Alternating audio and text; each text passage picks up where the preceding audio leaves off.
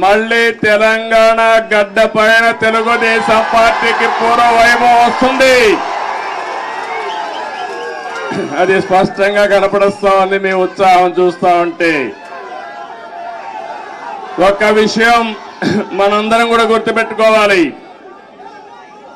ఈరోజు రెండు రాష్ట్రాలు విభజన జరిగినప్పుడు కూడా నేను ఒకటే ఆలోచించాను.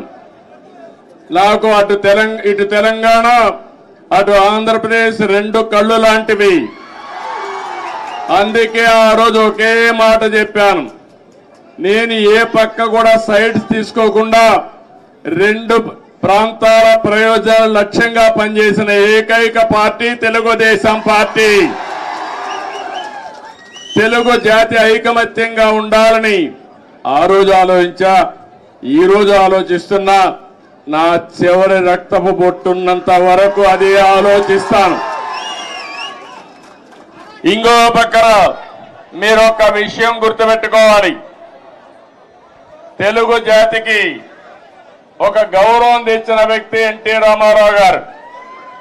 అంత మునుపు తెలుగు వాళ్ళందరినీ మదరాసి అని పిలుస్తా ఉంటే, కాదు తెలుగు జాతి ఒకటి ఉందని ప్రపంచానికి చాటి చెప్పిన ఏకైక నాయకుడు నందమూరి తారక రామారావు గారు. తెలుగు వారికి ఆత్మ గౌరవాన్ని తెచ్చిన నాయకుడు ఎన్టీ రామారావు. అనేక సమస్యలు తీసుకొచ్చాడు, ఒకటి రెండు కాదు. ఒకప్పుడు తెలంగాణలో అయితే కరణం మున్సబులు పటేల్ పట్వారి విధానం భయంకరంగా ఉంటే రద్దు చేసిన తర్వాత ఈ ప్రాంత ప్రజానీకం మాకు స్వాతంత్రం వచ్చిందని పండగ చేసుకున్న సందర్భం అది. ఈరోజు తెలుగు రాష్ట్రాల్లో బ్రహ్మాండంగా వెనుకబడిన వర్గాల ముందుకు వచ్చారంటే అది ఎన్టీ రామారావు గారు చూపించిన చొరవ, ఆయన తీసుకున్న చర్యలేనని చెప్పి నేను మీకు తెలియజేస్తున్నా. అనేక పరిపాలనా సంస్కరణలు తీసుకొచ్చారు. మొట్టమొదటిసారిగా దేశంలోనే సంక్షేమానికి నాంది పలికిన ఏకైక నాయకుడు నందమూరి తారక రామారావు గారు అని చెప్పి కూడా నేను మీకు తెలియజేస్తున్నా. ఆ తర్వాత ఈరోజు మనం పార్టీలో చూస్తా ఉంటే ఎక్కడ చూసినా 20 ఏళ్ళయింది అధికారం పోయి 2004, ఈరోజు 2024. అధికారం పోయిందే గాని మీలో పట్టుదల తగ్గలేదని చెప్పి నేను మీకు తెలియజేస్తున్నా. రోజు రోజుకు అభిమానం పెరుగుతా ఉంది. కొంతమంది నాయకులు పోయారు కానీ కార్యకర్తలు మాత్రం పోలేదు.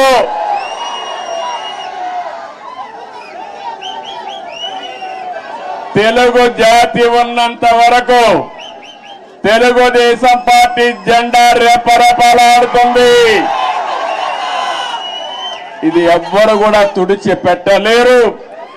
ఏ విధంగా అయితే నందమూరి తారక రామారావు గారు తెలుగు జాతి ఉన్నంత వరకు తెలుగు వారి గుండెల్లో ఉంటారో, అదే విధంగా తెలుగు జాతి ఉన్నంత వరకు పసుపు జెండా ఎగరతానే ఉంటుంది. అయితే ఈ సందర్భంగా మనం కొన్ని విషయాలు కూడా మాట్లాడుకోవాల్సిన అవసరం ఉంది. ఈరోజు మనం చూస్తే తెలుగు జాతి కూడా అనేక సంక్షోభాలు ఎదుర్కొంది. నేను కూడా తెలుగుదేశం పార్టీ నాయకులు కార్యకర్తలు కూడా అనేక సంక్షోభాలు ఎదుర్కొన్నాం. కానీ ప్రతి ఒక్క సంక్షోభాన్ని ఒక అవకాశంగా మలుచుకుని తిరుగులేని శక్తిగా తెలుగుదేశం పార్టీ ఎదుగుతూనే వచ్చింది. భవిష్యత్తులో కూడా ముందుకు పోతాదని చెప్పి నేను మీకు తెలియజేస్తున్నా. నన్ను జైల్లో పెట్టారు ఏ కారణం లేకుండా. కానీ ఆ రోజు హైదరాబాద్ లో మీరు చూపించిన చొరవ నా జీవితంలో ఎప్పుడూ మర్చిపోలేను. ఇప్పుడు సెంటర్లో గాని అదే మాదిరిగా గచ్చిబౌలిలో మీటింగ్ పెడితే రెచ్చిపోయిన ఉత్సాహంతో నాయకులు లేకపోయినా మేమే నాయకులని చెప్పి లక్షల మంది వచ్చారంటే